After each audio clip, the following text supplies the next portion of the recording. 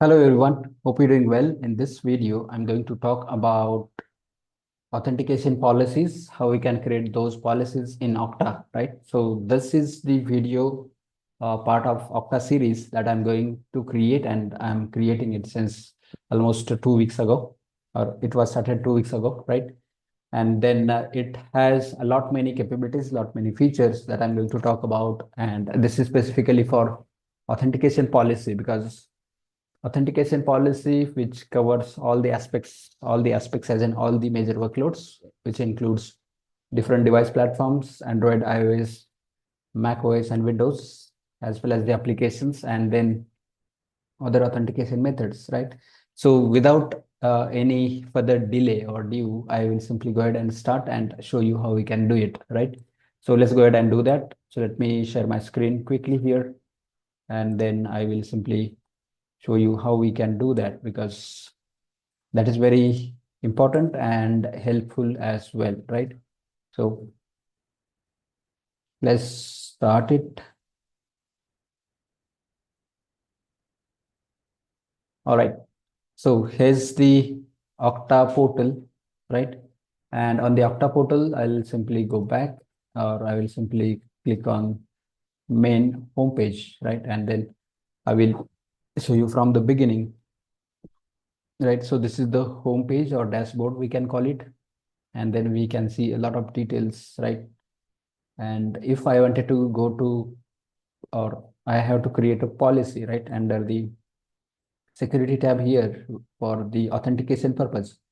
So let's go ahead and click on authentication policies. And once we are here, you will see bunch of policies created automatically for us, right?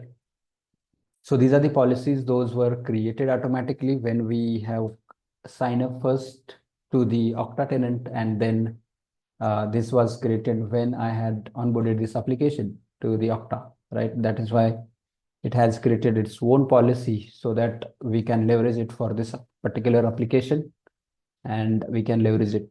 Also, you can see any two-factor authentication. So this is the by default policy which gets created automatically, and it has 4 applications associated with it. And then you can see there are other policies as well. So other policies include Okta Admin Console, then Okta Browser plugins, then Okta Dashboard, right? So each of those policies are created basis on the different actions. For example, when I sign up and logged into the Okta Admin Console, it has created the one, and it is assigned to the dashboard. Here you can see it. Similarly, on the Okta Browser plugins, you can see it has one applications and the dashboard as well. So now I'm going to create a custom policy and show you how we can leverage that policy effectively so that we can drill down, or we can set the permissions, set the appropriate scope. And that scope is going to be really be managed as per our requirement, because it should be uh, a full control on our policies, on our customized setup that we wanted to do, and it should not be something we are relying on the default policies, right? So there are different use cases. Either we can use default one, either you can use the custom ones, but in most cases you would see and you would end up creating custom policies for each and every requirement across the organization, right? So let's go ahead and do that. Click on add policy. So I'm going to give it a name here. For example, authentication. So I give a short name, authentication, or I'll give full name, authentication policy for business applications and platforms. So platforms as in all the device platforms that I wanted to target in this policy, and save it. So once I save that, I get this rule, which is automatically created for us, right? And this rule is automatically enabled as well. So this is the rule which automatically creates for us. And why it is created? Because Okta is following, or Okta has the secure by design, secure by authentication, secure by product, and secure by features, right? So all that capabilities are pre-built within the Okta as well, right? And that is why Okta is creating that policy which says catch all rule. That means it is going to enforce allowed with any two authentication factors, two-factor types, right? And here are the factors, and then here are the additional factors that we can leverage, right? So, and then the further steps. So further steps includes possession factor constraints, then authentication method, and then re-authentication frequencies for every 12 hours. So even we can set that it up as well, right? So now this is the pre-built policy or auto-created policy. If in case I don't want to use this one, I can edit this and change it, and I can make the changes and prioritize my custom created policy, right? Or custom created rule. Also, here is an option for us to delete the whole policy that we have created, this one, and we can create a brand new as and when needed. Now I'm going to create brand new rule and give it a name, right? And maybe I'll just simply give it a name as rule 1. And here you see there's a condition. If all of these conditions are true, or maybe any of these, because we are putting and, or the and is the logical operator here, which is going to check whether user IP is this one, then the following custom expression is true, then what should be the next action. And then there is a then section where what we wanted to do or what we wanted to perform out of this policy, right? So there are different conditions again here. Then access is allowed after successful authentication, and user must be authenticated with what? So from here we can select the appropriate method, right? And then possession factor constraints are require user interactions, require PIN or biometric user verification, or hardware protected, or physics resistant. So we can select any of those, and authentication method is something out of these 3 options. And then here is the statement which says your organization authenticators that satisfy this requirement, which is password and then additional factor types, right? So it is going to enforce any of these factors, and it would be enabled for users to use any of those. And at the end, there's a section called when to prompt for authentication on the user side, right? So even when an active Okta global session exists for a user, you can define the user authentication requirements and then sign in the process. So here are the prompts which says and prompt for password authentication when every time user signs in to the resource. So we can select any of these 3 options, definitely basis on our needs. And let's say first selects, if we select the first one, it is going to uh, authenticate every time when user is signing in to the any of those resources. The next is when it's been over a specified length of time since the user signed into the resource protected by the active Okta global session. So here we can define that time period. Maybe we wanted to enforce the authentication for on every 5 hours, and then it is going to enforce and ask users to authenticate themselves. And next is when an Okta global session doesn't exist, right? If the global session exists, allow the user to authenticate silently through SSO, right? And if it is not, then it is going to revalidate and then provide the access to the resources, right? And the next is prompt for all other factors of authentication. So from here also we can set up appropriate one, and all other factors, all other authentication methods. So here also we have the similar options that we can set up, right? So we have seen this. Now we'll go back, and for now we'll select the first options on both sides, and we will go back at the top, right? So now let's look at or look under the if statement. If user account is type of what? One of the following. So we need to define those attributes or those types here. Let's say user, and user country is particular, so we can mention that as well. And on the following user type, we can select the similar or different. Maybe we wanted to select only the location, so we can discard user and user location. And then users group membership includes what? Which group? So we can target any specific group. So I am going to target SSO apps group and none of the following groups. So from here, we can select any specific group which is not a part of, or user is not part of that group. We want to exclude that from, right? But for now, I'm not going to do that one. I'm going to scope users from this group for now. And user is which type of user. So I can define that here, whether it is a particular user. So this user is the one that I want to target, or maybe I can add some other users, right?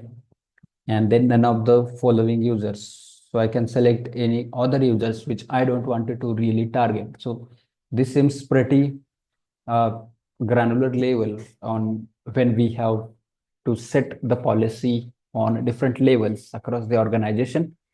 Then we would be able to do this, or we would be able to achieve by setting up the user section here, right?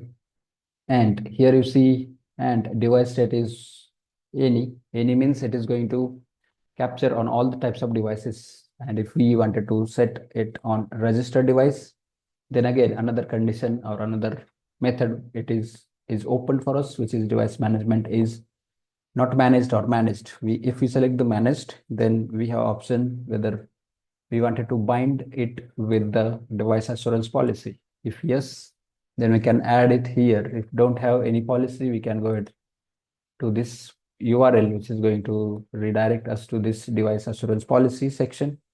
And from here, we can create a policy, right?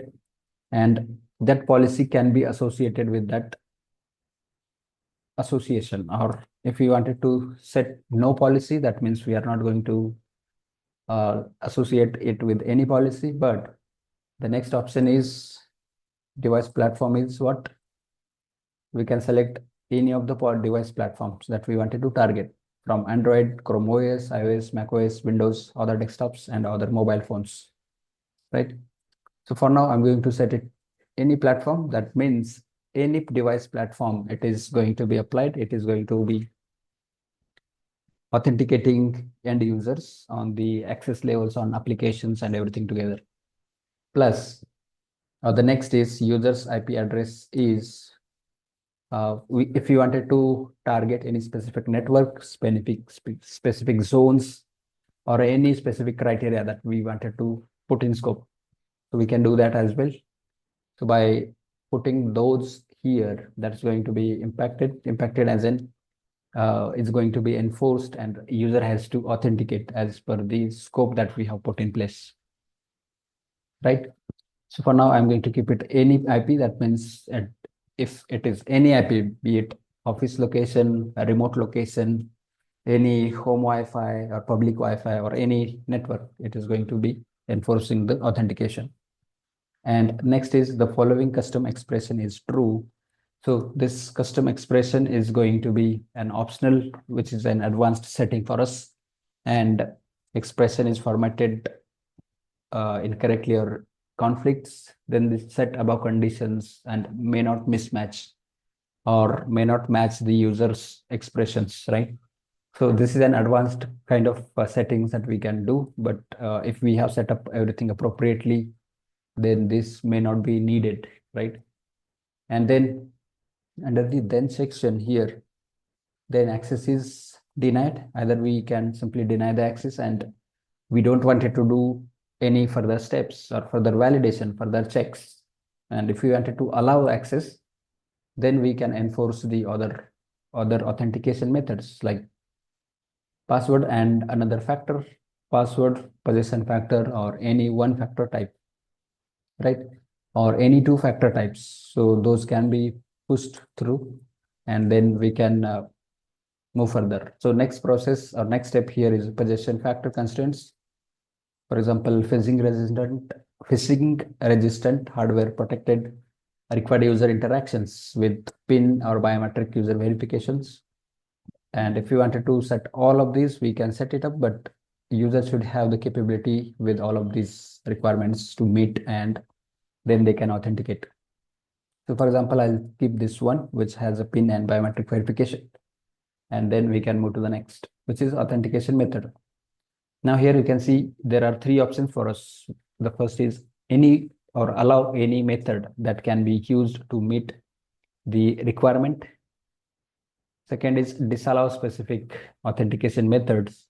And third is allow specific authentication methods, right? And then from here, we can decide which one to allow, which one to block, or what one, or which one should be disallow, right? So for now, I'm going to keep this one, and it has password as well as additional factors as well.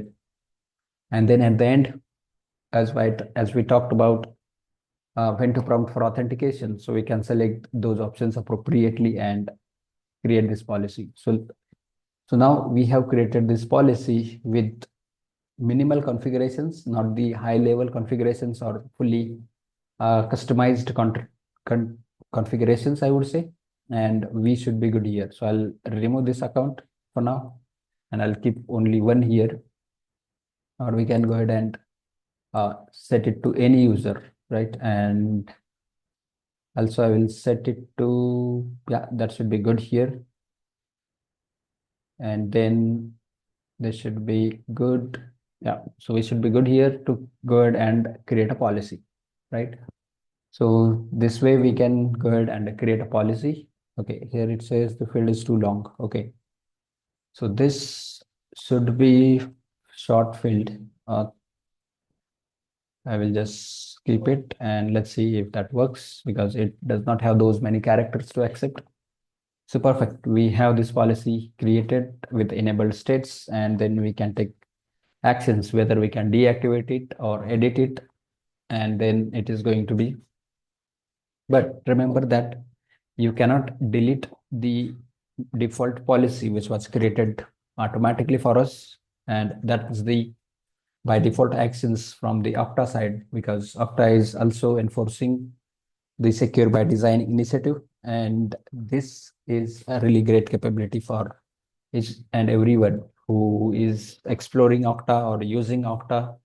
And it should not be the case we don't have any policies, right? There should be baseline policies to make sure we are using appropriate types of security and everything at first place, right?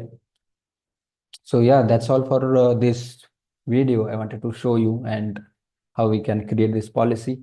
And one more thing there is, for us, we can add the application as well. So here it says that only the applications that you manage are deployed in this list. So we can click on add applications, and that applications can be added. Let's say my web app, and then hit done button. So that application will be shown up here, right? So this way we can target applications as well. And if we wanted to take any other actions, we can take those actions as well. So here it says this policy cannot be deleted because it has applications assigned to it. To delete it, we need to remove that applications, and then only we would be able to delete it. So yeah, that's all for this video. Hope you will like it. Please do like, share, and subscribe to the channel, and also watch other videos around Okta and other platforms like Microsoft 365, Azure, FinOps, and other topics that I have talked about. And definitely it's going to help you to learn something new every time. And that's all for this video. Thanks for watching. Bye for now.